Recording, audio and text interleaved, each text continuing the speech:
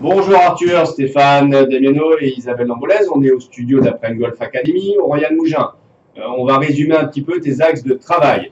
On a vu par rapport au test biomécanique de Mike Adams que tu es un spinner, c'est-à-dire que tu as 4 spins, un launch, un glide, donc tu es censé utiliser beaucoup la force de rotation.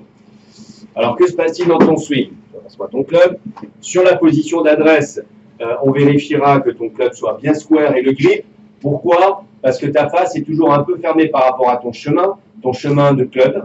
Il est aujourd'hui très très à droite, donc il faut qu'on le ramène vers la gauche. Et alors du coup, si la face se ferme trop, bah, tu feras des poules. Donc on vérifiera ça. Sur la posture, quelquefois tu avais les épaules un peu trop tiltées vers la droite comme pour un drive. Attention avec les fers, on est un peu plus droit, l'épaule droite est plus basse, parce que la main droite est dessous, mais à peine. Voilà. Les exercices que je vais te donner sont principalement pour les fers, parce que pour ton bois, c'est pas mal. Tu as besoin de corriger, mais moins, on va dire. Ok. Sur ta montée, la seule chose à changer, ça serait le fonctionnement de ta jambe gauche, parce que tu es front post, et il s'avère qu'on voit ta jambe gauche qui cède un peu comme ceci, hein, et qui, du coup, bah, ça veut dire que tu es forcément qu'à droite. Tu serais censé, sur ta montée, tourner autour de ta jambe gauche, et donc avoir le genou, tu vois, qui vient fonctionner plutôt en allant vers la pointe du pied, hein, jusqu'en haut de l'élan. Ok. Donc ça serait l'exercice sur la montée. Un exercice ensuite qu'il faudra faire pour le retour, hein, je détaille, c'est que toi, ton erreur, donc c'est de vraiment venir de face, jeter les hanches sur le côté comme ceci, ce qui te jette ton buste en arrière, te faire venir trop intérieur-extérieur, hein, et puis tu ne déplies pas ta jambe gauche.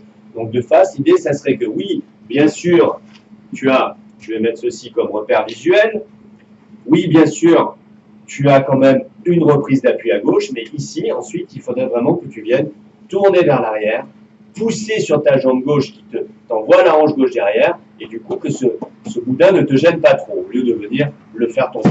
Voilà de face. De profil, pour qu'on comprenne bien, donc ça serait d'ici, ce pied droit qui se lève comme ça et qui te pousse tout vers l'avant, hein, ce qu'on appelle un peu une early extension, hein, et d'ici, bah, à nouveau, ça te bloque vers l'arrière et tu viens souligner vers la droite.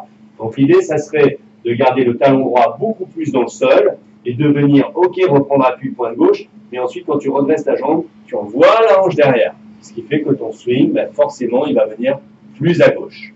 Voilà. Les exercices, ce sera par exemple ce boudin bien positionné, hein, comme on a vu là, pour pas que tu viennes taper dedans. Il y a un autre exercice important, je vais te le montrer comme ceci, c'est celui qu'on appelle point de talon, hein, pour exagérer et bien comprendre les forces rotatives. Pointe gauche au départ, talon droit dès le départ. On reste comme ceci jusqu'en haut de l'élan.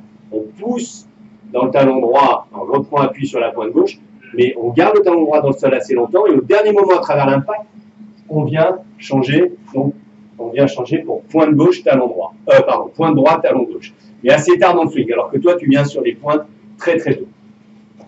Voilà, ça suffira comme exercice. Isa surveillera le coup droit qui se lève ou pas, si c'est à travailler, et c'est bon. Voilà Arthur.